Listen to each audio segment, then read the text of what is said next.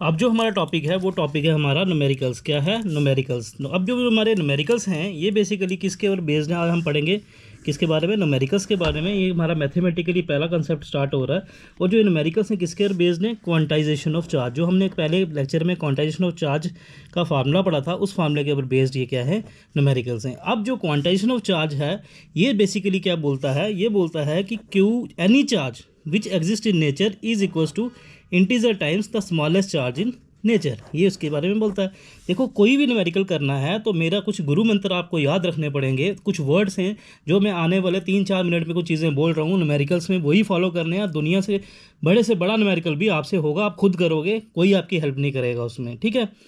अब न्यूमेरिकल करने से पहले सबसे पहले जो न्यूमेरिकल जिसके ऊपर बेस्ड है, जिस फार्मूला के ऊपर बेस्ड है, उस फार्मूला का हर एक वर्ड का मतलब पता होना चाहिए और उसके यूनिट्स क्या है पता होने चाहिए, ठीक है।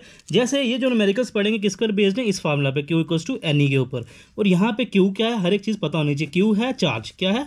एनी चार्ज, कोई भी चार्ज, तो ये क्या है? चार्ज है, ठीक है। इसी तरह यहाँ पे ई क्या है? ये भी क्या बेसिकली चार्ज है। और ये कौन सा चार्ज है? ये वो चार्ज है स्मॉलेस्ट चार्ज। और स्मॉलेस्ट चार्ज किसका होता है? इलेक्ट्रॉन का होता है, ठीक है। और ये कितना होता है? मैंने आपको बताया कि जो ई की वैल्यू है वो कितनी होती है? 1.6 इंटू 10⁻⁻19 कूलम। ये आपको वैल्यू याद रखनी है, ये न्यूमेरिकल्स में इस्तेमाल करनी है। तो ई की वैल्यू क्या होती है? मीन्स ई क्या होता है? Smallest charge. और स्मॉलेस्ट चार्ज किसका होता है? इलेक्ट्रॉन का होता है या प्रोटॉन का होता है। और इसकी वैल्यू कितनी होती है? 1.6 इंटू 10⁻⁻19 कूलम।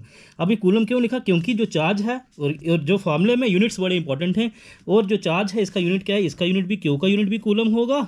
और जो ई है ये भी एक चार्ज है, स्मॉलेस्ट चार्ज है। चार्ज तो है कैसा? स्मॉलेस्ट।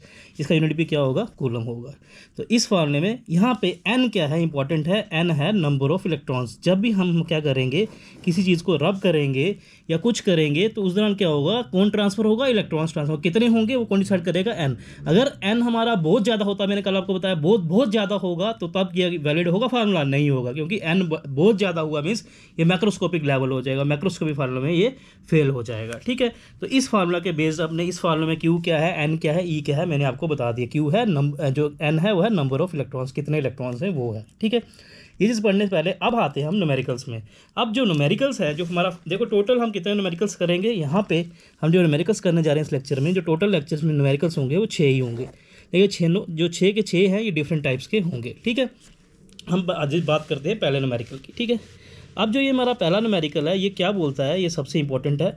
और जो ये पहला न्यूमेरिकल है ये कुछ एग्ज़ाम में आया हुआ है, ये हिमाचल प्रदेश में 1997 में आया हुआ है यही न्यूमेरिकल। और यही न्यूमेरिकल हरियाणा में 2001 में आया हुआ है, ठीक है, जो उसके बोर्ड एग्जाम्स थे उसमें, ठीक है। अब ये न्यूमेरिकल क्या बोलता है वो इंपॉर्टेंट है। ये न्यूमेरिकल क्या बोलता है वो देखते हैं हम।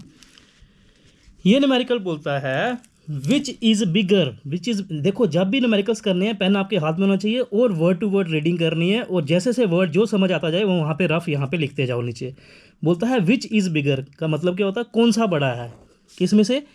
विच इज़ बिगर, आ कूलम, एक कूलम बड़ा है, या अ चार्ज ऑन इलेक्ट्रॉन, या कौन बड़ा है?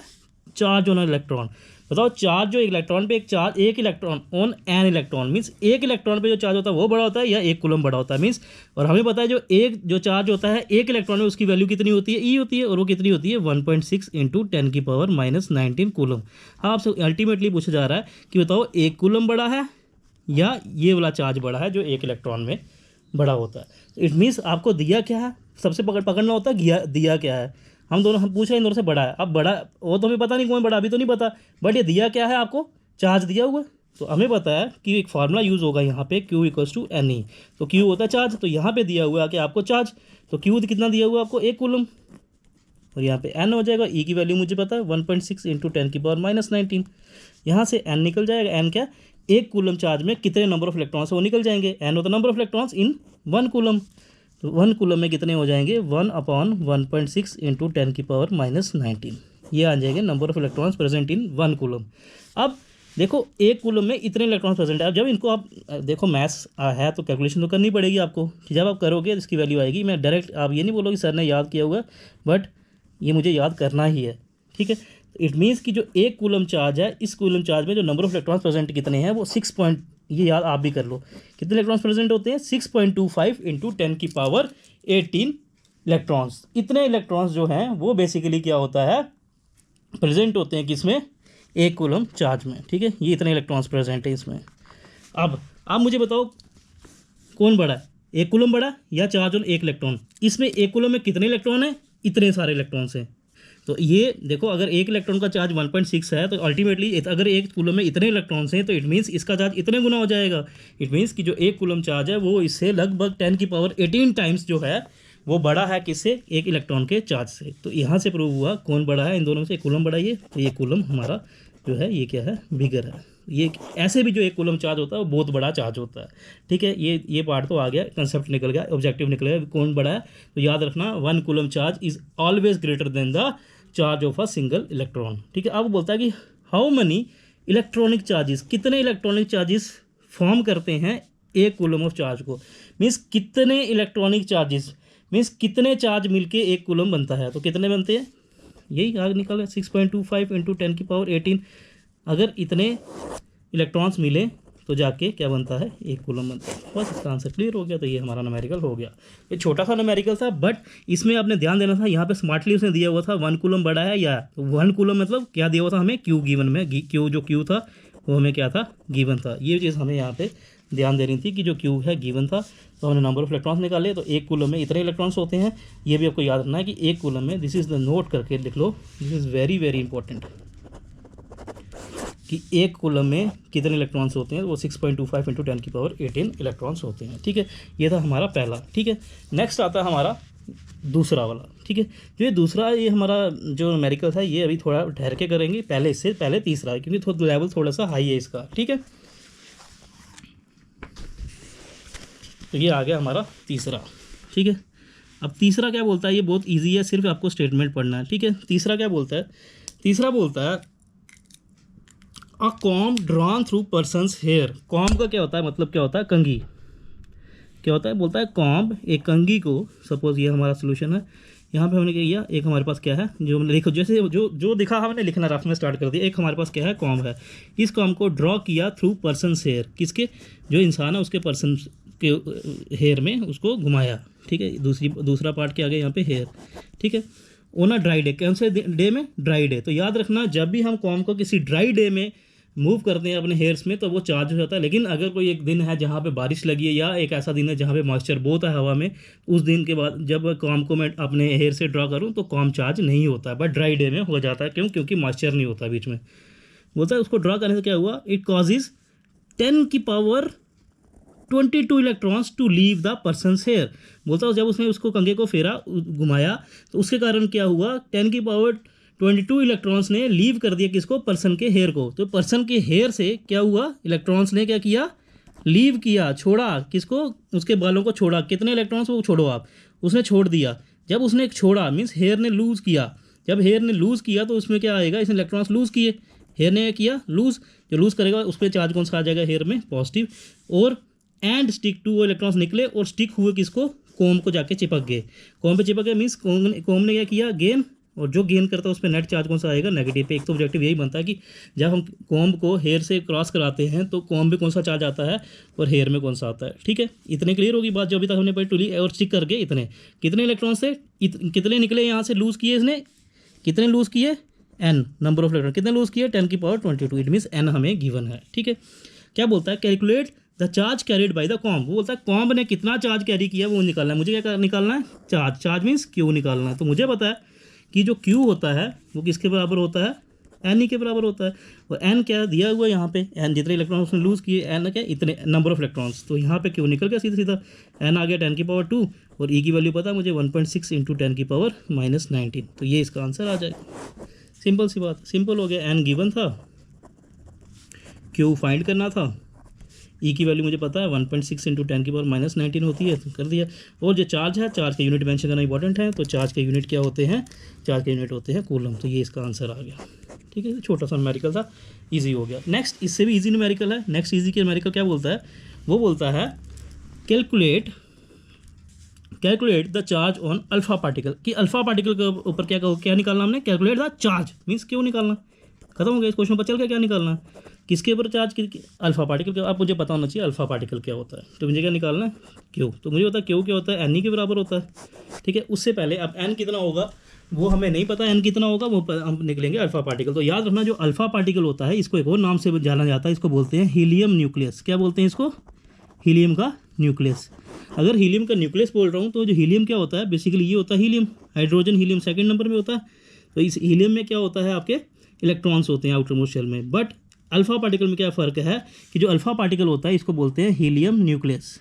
ये ऐसा न्यूक्लियस होता है हीलियम का जिसमें ये एक ऐसा हीलियम एटम जो अपने 2 इलेक्ट्रॉन जब लूज़ कर दे तो वो क्या बन जाता है, 2 इलेक्ट्रॉन लूज़ कर दे तो वो बन जाता है अल्फा पार्टिकल। तो ये होता है अल्फा पार्टिकल। तो याद रखना अभी अल्फा पार्टिकल की एक ही बात होती है, इसको हीलियम न्यूक्लियस बोलते हैं। और जो अल्फा पार्टिकल ऐसा पार्टिकल होता है जिसमें क्या होते हैं, 2 ही क्या होते हैं, प्रोटॉन होते हैं। क्या होते हैं? 2 ही प्रोटॉन होते हैं। क्या होते हैं? 2 ही प्रोटॉन। इट मीन्स इसके अल्फा पार्टिकल के लिए जो n आता है उसकी वैल्यू क्या आती है, 2। कुछ नहीं करना, n की वैल्यू 2 पुट कर देनी है, यहाँ पे e की वैल्यू पुट कर देनी, आंसर आ जाएगा। तो आंसर क्या आएगा? 2e। 2e तो चार्ज होगा जो अल्फा पार्टिकल कितना होगा, 2e, या जो चार्ज होगा e की वैल्यू पुट कर दो 1.6 × 10⁻⁻19। तो ये कितना आ जाएगा आपका 16 दूने 32, 3.2 × 10⁻⁻19। ठीक है। बट अब मैंने यहाँ पे लिख दिया गलत है, क्यों? क्योंकि जब तक मैंने इसका यूनिट नहीं लिखूंगा, ये चार्ज है, चार्ज के यूनिट क्या कूलम होता है, तो यहाँ पे मुझे सी डालना पड़ेगा। तो ये मेरा आंसर आ गया। तो ये सिंपल सा हमारा आंसर था। ठीक है। अब इसका नेक्स्ट क्वेश्चन जो 5th है ये भी नहीं करेंगे, ये भी थोड़ा टफ है। ठीक है। अब हम करेंगे लास्ट क्वेश्चन 6th। ठीक है। 6th क्वेश्चन क्या बोलता है हमें? 6th क्वेश्चन बोलता है कैलकुलेट करो। क्या करो? कैलकुलेट करो। क्या करो? चार्ज करो। मीन्स सिंपली बात, क्यों निकालना मुझे? ठीक है। तो किस पे?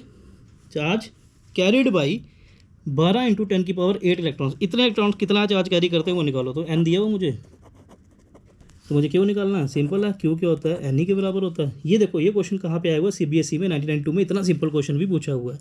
तो क्यों होता है एन के बराबर, क्यों मुझे निकालना है, यहाँ से क्यों क्या आ जाए, एन मुझे दिया हुआ है, एन दिया हुआ गिवन है, कितना होता है 12 × 12.5 × 10⁸, और ई की वैल्यू जो है मुझे नोन होती है, कितनी है 1.6 × 10⁻⁻19। जब इन दोनों को करेंगे तो ये हमारा जब भी आप कैलकुलेशन करोगे आंसर आ जाएगा, और जो आंसर आएगा उसका यूनिट लिखना बहुत इंपॉर्टेंट है।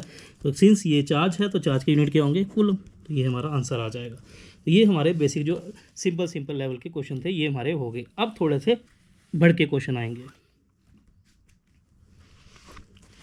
2 ही क्वेश्चन बचे हैं। ठीक है। तो बस लेक्चर ख़त्म होने वाला हमारा। ठीक है। अब जो ये क्वेश्चन था, ये क्वेश्चन क्या है ये देखते हैं। ठीक है। अब जो बेसिकली जो क्वेश्चन है, ये क्वेश्चन है, देखते हैं क्वेश्चन। ये क्वेश्चन किसका है? ये क्वेश्चन है आपका NCERT बुक का। ठीक है। अब ये क्वेश्चन क्या बोलता है वो चीज़ ध्यान से देखते हैं। सिर्फ क्वेश्चन ध्यान से पढ़ना, सारा कुछ हो जाएगा। बोलता है इफ़ अ बॉडी, कोई अगर एक बॉडी है वो गिव्स आउट इतने इलेक्ट्रॉन्स, वो क्या करती है, गिव आउट करती है, निकालती है अपनी बॉडी से कितने, इतने इलेक्ट्रॉन, कितने इलेक्ट्रॉन्स 10⁹ इलेक्ट्रॉन्स एवरी सेकंड। हर एक सेकंड में क्या करती है वो, क्वेश्चन में ही आंसर है, हर एक सेकंड में करती है, इतने इलेक्ट्रॉन्स वो रिलीज़ करती है। इट मीन्स अगर मुझे 10⁹ इलेक्ट्रॉन्स को रिलीज़ करना है, किसी बॉडी ने रिलीज़ करना है अपनी बॉडी से, तो उसको कितना टाइम लगेगा, 1 सेकंड लगेगा। कितना लगेगा? 1 सेकंड लगेगा। ठीक है। इसी तरह अगर उसको 1 इलेक्ट्रॉन को निकालना, यूनिटरी मेथड इसको बोलते हैं, यूनिटरी मेथड। अगर 1 इलेक्ट्रॉन को उसको रिलीज़ करना है तो उसको कितना टाइम लगेगा, 1/10⁹ सेकंड्स, इतना लगेगा उसको। सिंपल सी बात है। अब वो क्वेश्चन में क्या बोल रहा है, अब वो बोल रहा है हाउ मच टाइम, कितना टाइम रिक्वायर है, how much time is required to get a total charge of 1 coulomb. बोलता है अगर उस बॉडी को 1 कूलम चार्ज अपनी बॉडी से निकालना है तो बताओ कितना उसको टाइम लगेगा। और मुझे पता है ये कंसेप्ट जो पहले हमने पढ़ा, वो कंसेप्ट हमें पता है कि जो 1 कूलम चार्ज होता है उसमें कितने इलेक्ट्रॉन्स होते हैं, 6.25 × 10⁸ इलेक्ट्रॉन्स होते हैं। ठीक है। वो आपसे पूछ रहा है 1 कूलम चार्ज को उसको अगर रिलीज़ करना है, इट मीन्स उसको इतने इलेक्ट्रॉन्स रिलीज़ करने हैं। ठीक है। 1 इलेक्ट्रॉन रिलीज़ करते हुए 1/10⁹ सेकंड लग रहा है, तो इतने इलेक्ट्रॉन रिलीज़ करने कितना लगेगा, जितने इलेक्ट्रॉन्स हैं उसको मल्टीप्लाई कर देंगे। तो 6.25 × 10⁸ इलेक्ट्रॉन्स, इनको अगर रिलीज़ करना है तो कितना टाइम लगेगा, 1/10⁹ × 6.25 × 10⁸। सिंपल, बस ये करेंगे तो हमें आंसर आ जाएगा। तो ये 6.25 इधर ही रहेगा, ये 9 है, ये 18 है, तो यहाँ पे क्या बच जाएगा 10⁹। ठीक है। ये इतने सेकंड्स उसको लगेंगे, इतने सेकंड्स में उसको रिलीज़ कर देगा। बट अब अगर आपको बोल रहा है कि जो आंसर होना चाहिए वो सेकंड में नहीं होना चाहिए, बल्कि किस में होना चाहिए, सालों में, ईयर्स में होना चाहिए। तो उसके लिए आप क्या करोगे? तो आपको बचपन में सिखाया गया जब छोटे से बड़े में जाना होता है तब क्या करना, जब बड़े से छोटे में आना होता है तब क्या करना होता है, जब बिग से स्मॉल, जब बड़े से ईयर से अगर सेकंड में आना तो अब बिग से स्मॉल जब आना है आपको तब क्या करना है, मल्टीप्लाई। ठीक है, अब हमें क्या करना है, सेकंड से ईयर्स में जाना तो मुझे क्या करना पड़ेगा, डिवाइड। डिवाइड कब करते हैं, जब हम स्मॉल से बिग जाते हैं। ठीक है, अब इसको हम सिंपल से तरीके से कन्वर्जन नहीं है तो 6.25 इंटू 10⁹ ठीक है। अब मुझे सेकंड्स को ईयर्स में कन्वर्ट करना, अगर तो फिर मुझे क्या करना पड़ेगा, डिवाइड करना पड़ेगा। तो कैसे करेंगे, देखो हम करेंगे डिवाइड। अब हमें पता है एक ईयर जो एक साल होता है उसमें कितने दिन होते हैं, कितने डेज होते हैं, 665। जैसे वर्ड खत्म हुआ, एक साल में कितने दिन, दिन पे खत्म हुआ, दिन कितने होते हैं, 365। अब एक दिन में क्या होता है, घंटे, तो घंटे कितने होते हैं, 24।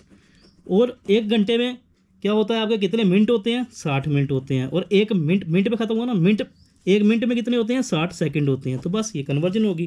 तो ये जो आंसर आएगा ये आ जाएगा ईयर्स में। तो याद रखना अप्रॉक्सीमेट ये 198 ईयर्स, तो 198 साल। अगर एक बॉडी को, एक कूलम चार्ज को अपने से रिलीज़ करना है तो वो उसको कितने 198 ईयर्स लगेंगे उसको रिलीज़ करते हुए। यहाँ से हमें पता चलता है कि जो एक कूलम चार्ज है ये जो बेसिकली होता है ये very very very big amount होती है। एक कूलम चार्ज है, इसकी वैल्यू हमने पहले ही पढ़ा था, बड़ी होती है, इसलिए यहाँ से भी क्लियर हो गया 198 साल लगेंगे उसको रिलीज़ करते हुए। तो ये हमारा क्वेश्चन था छोटा सा जो हमने कर दिया। ये किसका क्वेश्चन था जिससे आप डरते हो, एनसीईआरटी, ये एनसीईआरटी का क्वेश्चन था। ठीक है, डन। अब लास्ट क्वेश्चन आया।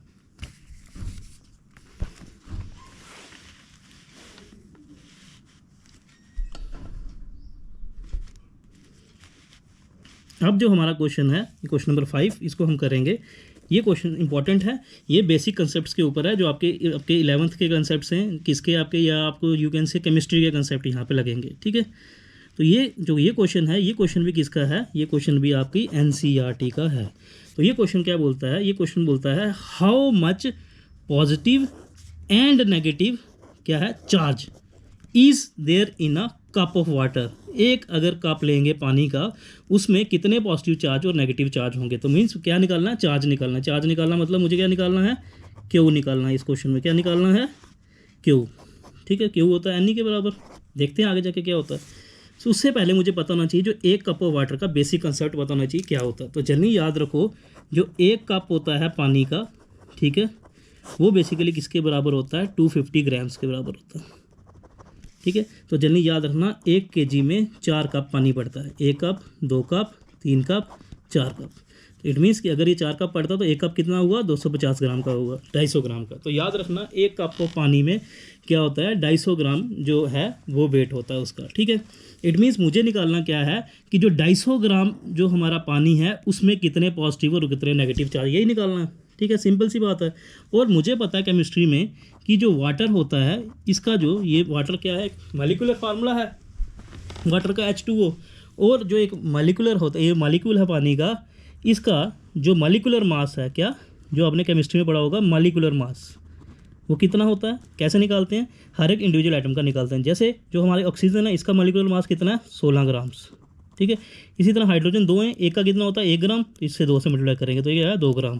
2 और 16 18 ग्राम। तो इट मीन्स कि जो मॉलिक्यूलर मास है इसका कितना हो गया, 18 ग्राम। इट मीन्स, और हमें एक चीज़ पता है जितना भी मॉलिक्यूलर मास होता है उतने ही कितने उसमें क्या होते हैं, एवोगैड्रोस नंबर ऑफ मॉलिक्यूल्स होते हैं। इट मीन्स कि हमें केमिस्ट्री से पता है कि जो 18 ग्राम होता है वाटर का, उसमें कितने मॉलिक्यूल्स होते हैं, एवोगैड्रोस मॉलिक्यूल्स होते हैं। और केमिस्ट्री पता है कि जो एवोगैड्रो मॉलिक्यूल मीन्स 6.023 इंटू 10 की पावर, इंपॉर्टेंट है, 10 की पावर कितने होते हैं, 23 मॉलिक्यूल्स। इतने क्या होते हैं, मॉलिक्यूल्स होते हैं। क्या होते हैं, मॉलिक्यूल्स। मीन्स 18 ग्राम में, मुझे तो निकालना 250 ग्राम में, 18 ग्राम में अगर इतने हैं तो 1 ग्राम में कितने हुए, यूनिटरी मेथड वापस हो गया, 18 नीचे चल जाएगा इसका, ये हो जाएगा 6.023 इंटू 10 की पावर 23 डिवाइड बाई 18। इतने क्या हो जाएंगे 1 ग्राम में मालिक्यूल्स। लेकिन मुझे निकालना कितने हैं, 250 ग्राम में। तो 250 ग्राम में कितने मालिक्यूल्स हो गए, 6.23 इंटू 10 की पावर 23 अपॉन 18 इंटू 250, ये आ जाएंगे 250 ग्राम में इतने मॉलिक्यूल्स। और ये मॉलिक्यूल्स जब हम निकालते हैं, कैलकुलेशन करते हैं, इस चीज़ की कैलकुलेशन करते हैं, तो ये जो मॉलिक्यूल्स हैं हमारे, ये कितने निकलते हैं, ये सबसे इंपॉर्टेंट है। ये कैसे निकलेंगे, आप जब कैलकुलेशन करोगे। ठीक है, और ये निकल जाएंगे 8.36 इंटू 10 की पावर 24, ये इतने मॉलिक्यूल्स। इट मीन्स कि 250 ग्राम में क्या होते हैं, इतने मॉलिक्यूल्स प्रेजेंट है। कितने मॉलिक्यूल्स? इतने मॉलिक्यूल्स प्रेजेंट है किसमें? 250 ग्राम में, ठीक है। बट मुझे तो क्या निकालना है, चार्ज निकालना है, ठीक है। और जो एक मॉलिक्यूल है पानी का, देखो एक मॉलिक्यूल, ये आ गया एक मॉलिक्यूल पानी का। अब इस एक मॉलिक्यूल, ये तो 250 ग्राम में कितने मॉलिक्यूल्स हुए? इतने मॉलिक्यूल्स, ठीक है। लेकिन 1 ग्राम में देखो, अब जो एक वाटर का मॉलिक्यूल है, इस वाटर के मॉलिक्यूल में कितने इलेक्ट्रॉन्स हैं वो देखो, n means n number of electrons कितने हैं। ऑक्सीजन में कितने होते हैं, जिसका एटॉमिक नंबर 8, हाइड्रोजन में 1 होता है, इसको 2 से मल्टीप्लाई करो 2 हो जाएंगे। तो यहाँ से कितने हो गए 8 + 2 10। तो एक मॉलिक्यूल में कितने इलेक्ट्रॉन्स हुए? एक मॉलिक्यूल में कितने इलेक्ट्रॉन्स हुए? 10, ठीक है। तो मुझे निकालने कितने, इतने मॉलिक्यूल्स में इलेक्ट्रॉन्स। तो इतने मॉलिक्यूल्स में कितने इलेक्ट्रॉन्स होंगे? जो एक मॉलिक्यूल में कितने होते हैं? 10 होते हैं। 10 से मल्टीप्लाई कर दूंगा, तो यहाँ से आ जाएगा 8 × 36 × 10⁻24 × 10 कर देंगे, तो ये क्या आ जाएगा, ये हमारे पास निकल जाएगा नंबर ऑफ़ इलेक्ट्रॉन्स। क्या निकल जाएंगे? Number of electrons. जो नंबर 250 ग्राम में कितने इलेक्ट्रॉन्स प्रेजेंट है वो निकल जाएंगे, ठीक है। देखो तो नंबर ऑफ़ इलेक्ट्रॉन्स कितने प्रेजेंट हैं? इतने, ठीक है। इन शॉर्ट इतने नंबर ऑफ इलेक्ट्रॉन्स मीन्स ये n आ गया। बट अब हमें क्या निकालना है कि ये कितने आ गए? ये 250 ग्राम में, जो 250 ग्राम कप ऑफ वाटर था, या 250 ग्राम बोलो या 1 कप ऑफ वाटर, उसमें कितने इलेक्ट्रॉन्स आ गए? इतने इलेक्ट्रॉन्स आ गए। बट हमें निकालना है how much charge, positive charge and negative charge is present in the cup of water. कितना चार्ज मीन्स क्यू निकालना है हमें, कितना चार्ज प्रेजेंट है कप ऑफ वाटर में। तो हमें पता है क्यू क्या होता है, n के बराबर होता है, ठीक है। अब यहाँ पे हम n की वैल्यू पुट करेंगे, n की वैल्यू ये है, तो ये वैल्यू पुट कर देंगे तो आंसर आ जाएगा। सिंपल सी बात, 8.36 × 10⁻24 × 10, ये हो गया n की वैल्यू आ गई। तो e की वैल्यू पुट करेंगे 1.6 × 10⁻−19, इन दोनों को हम मल्टीप्लाई करेंगे तो ये चार्ज की जो वैल्यू है वो आ जाएगी। सिंपल सी बात है। और जो चार्ज की वैल्यू आती है वो हमारी आती है 1.33 × 10⁻7। अब चार्ज का यूनिट ये वैल्यू आ जाती है। अब चार्ज का यूनिट पुट करना है, यूनिट कितना? कूलम। अब जो ये चार्ज है, ये चार्ज पॉजिटिव भी हो सकता है, नेगेटिव भी हो सकता है कप में। क्यों? क्योंकि जो कप है उसमें 2 चीज़ें हो सकती हैं, उसमें प्रोटॉन भी हो सकता है, उसमें इलेक्ट्रॉन भी हो सकता है, ठीक है। अगर प्रोटॉन होगा तो ये वैल्यू प्लस हो जाएगी, अगर इलेक्ट्रॉन होगा तो ये वैल्यू नेगेटिव हो जाएगी। तो ये था बेसिकली हमारा क्वेश्चन, जो थोड़ा सा टफ था इसलिए हमने इसको लास्ट में किया। अगर बेटा आपको अगर इस क्वेश्चन में ये क्वेश्चन है, अगर इस क्वेश्चन में समझ कम आ रही है, इसका मतलब आपको जो मॉलिक्यूलर मास का कंसेप्ट है, जो ये मॉलिक्यूलर मास का मैंने कंसेप्ट लिया था केमिस्ट्री का, ये दिक्कत है। इस वीडियो को आप बार बार देखोगे तो ये क्वेश्चन आपको समझ आ जाएगा, ठीक है। तो ये क्वेश्चन आपको अगर आप समझ नहीं आता तो इस वीडियो को 2 से 3 बार देखोगे तो क्वेश्चन समझ आपको आ जाएगा, ठीक है। और इसलिए थोड़ा सा गंद भी पड़ गया इसमें, तो आप इस क्वेश्चन को एक बार देख लेना अच्छे से, वीडियो को आगे पीछे करके, ठीक है। मैंने आपको 2 मिनट के लिए वीडियो पॉज करता हूँ, यहाँ पे ये पूरा क्वेश्चन यहाँ पे मेंशन करता हूँ आपको मैं, ठीक है। तो यहाँ पे ये लो, अब ये क्वेश्चन पूरा देख लो, पूरा कॉपी कर लेना अच्छे से। इस क्वेश्चन को पॉज करके वीडियो चेक कर लेना। इस क्वेश्चन में अगर फिर भी दिक्कत आती है तो मुझे कमेंट सेक्शन में बताना, मैं क्वेश्चन आपको फिर से नेक्स्ट लेक्चर में करवा दूंगा। तो ये था हमारा आज के क्वेश्चन का एंड। तो आज हम क्या करते हैं, आज अपने हम लेक्चर को यहाँ पे एंड करते हैं। आज हमारा लेक्चर बहुत बड़ा हो गया, ठीक है। अब हमको नेक्स्ट वीडियो में मिलते हैं। Thank you for watching our channel.